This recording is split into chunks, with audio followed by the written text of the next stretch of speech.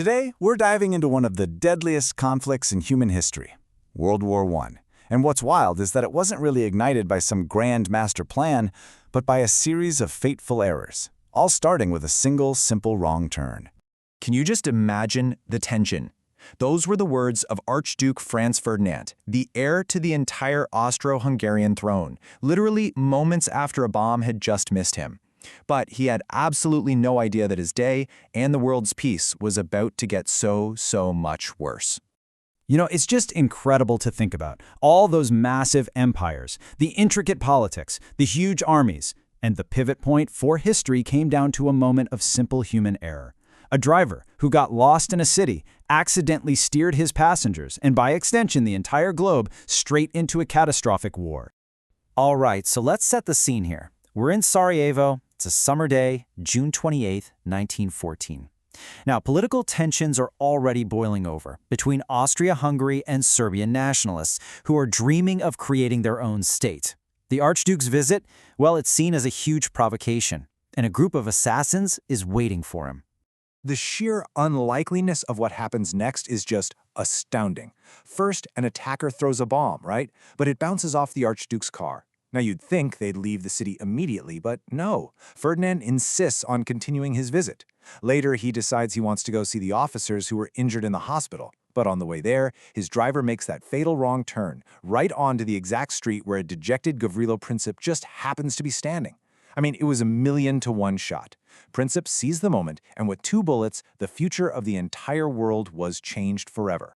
So that assassination, that was the spark. But you have to understand, the whole continent was already a powder keg just waiting to blow.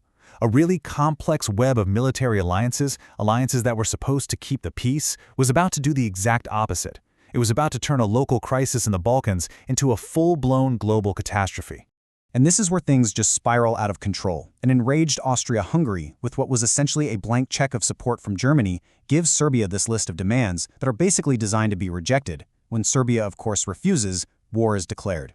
Then Russia, who sees itself as the protector of the Slavic Serbs, starts getting its army ready. Well, Germany sees that as a direct threat, so it declares war on Russia, and because Russia and France have a mutual defense pact, boom, France is now at war with Germany. One by one, the dominoes just kept toppling. And just look at the speed of this. It's breathtaking. In about 2 weeks, a dispute between 2 nations has sucked in every major European power. The invasion of neutral Belgium, that was the final straw for Great Britain, which had a treaty to protect it. All of a sudden, it felt like the entire continent was marching to war. And just like that, the battle lines were drawn. On one side, you've got the Central Powers. That's mainly Germany, Austria-Hungary, and later the Ottoman Empire. And on the other side, the Allied powers, led by France, Britain, and Russia. It's really important to remember, though, that some countries, like Italy and the United States, joined the fight much later, and that ended up shifting the balance of power as this horrible war dragged on. You know, almost everyone thought the war would be over by Christmas. They were so tragically mistaken. Germany, in particular, had this grand plan they were sure would give them a quick, decisive win. But, as we're about to see, wars rarely, if ever, go according to plan. And this right here is the key question that really defined the whole early phase of the war. Germany's strategy was called the Schlieffen Plan. It was incredibly audacious, but it relied on everything going perfectly. And that's just not how reality works. Oh, and the military planners? They thought this plan was foolproof. It was seen as this masterpiece of precision, timetable-based warfare. But its biggest flaw was that it left zero room for error or for human unpredictability. The reality? Well, fierce Belgian resistance, backed by the British, slowed the German advance to a crawl. And even worse for Germany, Russia mobilized its massive army way faster than anyone thought possible. The whole idea was to avoid a 2-front war, and it failed spectacularly. Germany was now trapped, fighting on both sides. So, after the Germans were finally stopped at the First Battle of the Marne, just a few miles outside of Paris, both sides dug in, and this created a vast, unbroken network of trenches stretching all the way across Europe. The war of rapid movement was over. The long, brutal war of attrition had just begun. What came next were 4 years of almost unimaginable horror. This was a totally new kind of war, where brand new industrial technology, like machine guns and heavy artillery, met completely outdated battlefield tactics. And the result? was a killing machine on a scale nobody had ever seen before. Just think about the Battle of Verdun. It wasn't really fought for strategic gain. It was fought for one reason: to bleed the French army white. It raged for nearly 10 months in 1916, and the final cost, for just a few miles of muddy, cratered wasteland, was a staggering 300,000 lives.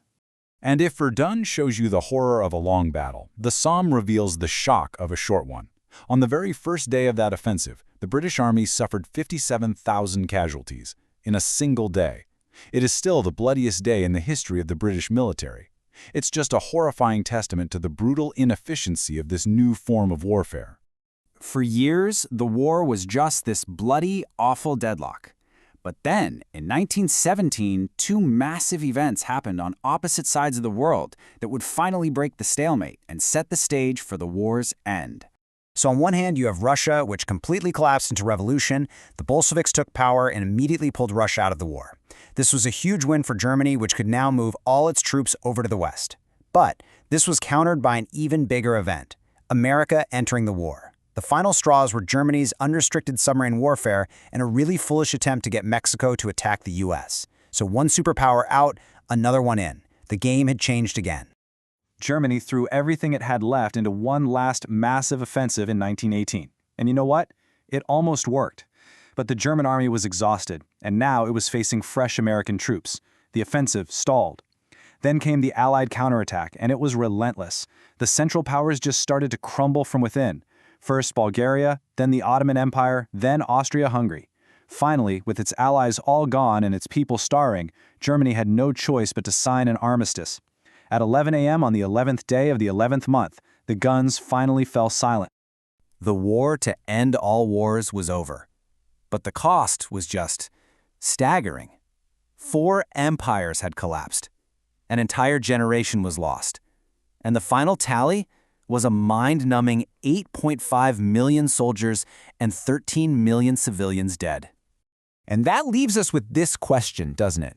We've just seen how simmering tensions, a rigid system of alliances, and one simple wrong turn could cascade into a complete global disaster. It's such a powerful reminder of how small events can truly shape the entire course of history. And a century later, it feels like a lesson very much worth remembering.